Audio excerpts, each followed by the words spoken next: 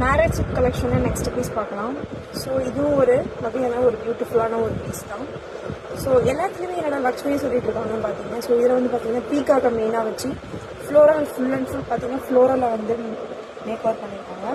So சென்டராக பார்த்தீங்கன்னா பீக்காக எவ்வளோ பியூட்டிஃபுல்லாக கொடுக்க முடியுமோ அவ்வளோ பியூட்டிஃபுல்லாக கொடுத்து இது ஃபுல் அண்ட் ஃபுல் பார்த்தீங்கன்னா ஸ்டோனால் வந்து பீக்காக வந்து பியூட்டிஃபுல் பண்ணியிருக்காங்க.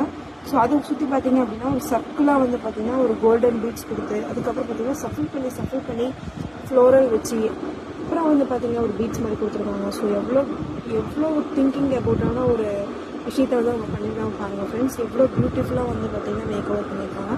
ஸோ இதில் பார்த்தீங்கன்னா இதுக்கு மாடல் கொடுத்துருக்காங்க.